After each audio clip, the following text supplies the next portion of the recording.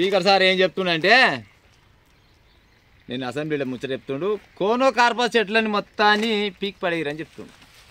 ఎందుకు వెళ్ళింది కదా చెట్ల ముచ్చట అంటే ఆలదాంటినే ఓ బీఆర్ఎస్ నేత ఏమన్నాడంటే మేము హరితహారం పేరు మీద కోట్ల చెట్లు పెట్టినాం, రాష్ట్రాన్ని మొత్తం పచ్చదనం చేసుకొచ్చినాం, మీరు ఏం చేస్తున్నారు అన్న అని అంటుండే. నిజంగా రాష్ట్రాన్ని పచ్చదనం చేసిన అని చెప్పుకునే కొంతమంది సన్నాసులు మీకు మనం ఏమంటారు మీ మనసును వచ్చుకొని ఉంటే నేనేం చేయలేను. కానీ కోనో కార్పస్ అనే చెట్టు తీసుకొచ్చి పెట్టారు. అసలుగా ఆ చెట్టు ఈ దేశంలో కొన్ని రాష్ట్రాలలో అది నిషేధించబడే చెట్టు.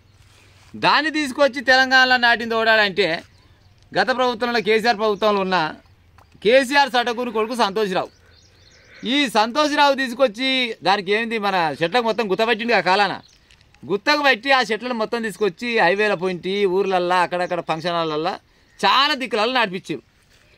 ఆ చెట్టు యొక్క ప్రాముఖ్యత ఏంటంటే ప్రాముఖ్యత ఉందా నడిపిస్తుంది ఏం లేదు. దాన్ని ఎట్టయితే కార్బన్ డైఆక్సైడ్ పీల్చుకుంటుందో మళ్ళీ కార్బన్ డైఆక్సైడ్ అనేది వదులుతుంది అంటది. ఇంకా దాంతోపాటు ఇంకా 4-5 రకాల విషవాయువులను వదులుతుంది అంటది. ఆ చెట్టు గుణం కసుపడింది. మరి ఎరుకున్నాక ఏం పనికి పెట్టిరంటే ఇంకా అట్నే పెడతాం అంటే జనాల ముద్దామని పెట్టిరా లేకపోతే ఆ చెట్ల మీద కమిషన్ ఎక్కువ దాన్ని పెట్టి మనకైతే తెలియదు. కానీ ఒకసారి మన అదేంది ఆందోళన మధ్యమ దగ్గరికి అయిపోయి ఇటు సైడు అటు సైడు ఎటు చూసినా కానీ తారు చెట్టు పెట్టినట్టు వేపుగా పెరుగుతాయి అవి అంటారుగా. పెట్టినెత్తి పేరు లేకుండా పడిత్తి పవలించకపోయా అని. మనం ఏదైతే చెట్టు పెంచాలనుకుంటాం ఆ చెట్టు బంగిన పెరగదు.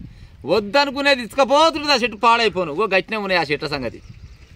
ఆ కోనో కార్పస్ అనే చెట్టు మీద పిట్టె వాలదు, గద్ద వాలదు, ఎలాంటి పక్షి వాలదు, తొండలు కూడా గుడ్లు పెట్టే దానిపైన. గసోంటి చెట్టు అది ఎవరికి ఎక్కర్రాని చెట్టు ఏదంటే ఇక కోనో కార్పస్. మరి ఏం ఎక్కర నాటిరంటే కమిషన్ ఎక్కువ వచ్చిందంట. గై నాటి మేము హరితహారమే పెద్ద బోగస్ అప్పట్ల. హరితహారం పేరు మీద కోట్ల రూపాయలు దండుకున్న సంగతి అందరికీ ఎరుకున్న విషయమే. ఇప్పుడు చెట్లు పెట్టాలంటే రోడ్ల పోయింటి జనాలు వాస్తవం గ్రహించి ఉపాయం చేయండి.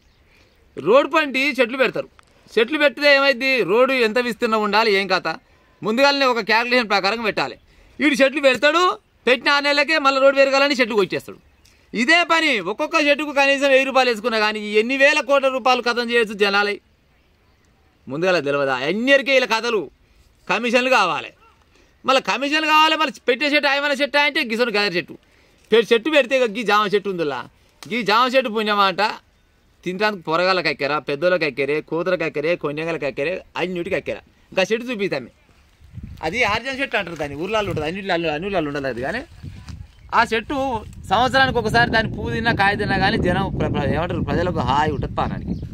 కాసుకొని చెట్లు పెట్టాలి.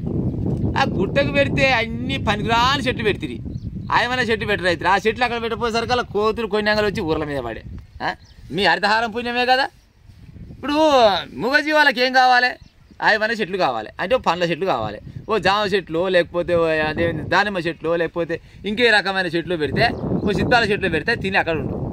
అవి బెటర్ అయితే ఏమైనా పెడితే అవి నరలింగ చెట్లు, మళ్ళీ పోతే అవి లవిల్లార చెట్లు, మళ్ళీ పోతే ఇక కాను చెట్లు. గత మించింది ఏం చెట్లు పెట్టి మీరు చెప్పరు ఇక పెట్టరు. ఊర్లలో పెడితేనేమో ఈ కోనో కార్పస్ లొటపీస్ కార్పస్ తీసుకొచ్చి ఇది పెడుతుంది.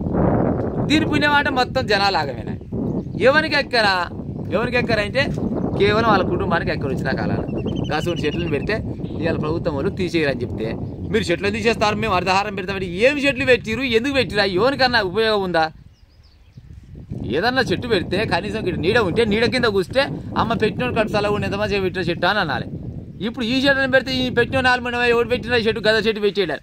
ఆ చెట్టు మళ్ళీ వద్దంటే ఆట బతుంది. అది చూడురే ఏడ చూసినా కానీ ఆ కోనో కార్పస్ అనే చెట్టు పచ్చగా దానికి నీళ్ళు లేకుండా బతుందంట. దాని దరిద్రం పాడైపోను. నీళ్ళు లేకుండా బతుంది, ఎండ కొట్టిని బుగ్గి పడిని ఆ చెట్టు బత్తనే ఉంటుంది. ఇప్పుడు చూడు ఎన్నంటే గుర్తొచ్చింది, భూమి మీద చెట్టు లేక అరిగోస పడుతున్నారు జనాలు. అయితే వర్షాలు లేక ఈ చెట్లు లేకనే కదా ఈ ఆయమైన చెట్లు పెట్టరైతే పెడితే గద చెట్లు పెడితే.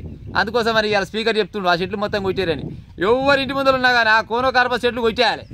ఒకవేళ ఆ చెట్లు ఏడ నాటాలి అంటే కేసీఆర్ ఫామ్ హౌస్లో నాటూరి, కవితమ్మ ఫామ్ హౌస్లో నాటూరి, సంతోష్రావు ఫామ్ హౌస్లో నాటూరి, మళ్ళీ అది రామారావు ఉండిగా కేటీ రామారావు వాళ్ళ ఫామ్ హౌస్లో నాటూరు, లేకపోతే హరీశ్రావు ఇంట్లో నాటూరు. కానీ జనాలు ఇళ్ళలో పెట్టి ఉపాయం చేయకూరి. ఎందుకంటే ఆ చెట్లని ఏరుకొని ప్రేమతో తెచ్చుకుంది వాళ్ళ ఇళ్ళల్లో వాళ్ళ ఫామ్ హౌస్లో ఆ చెట్లు ఉండయి.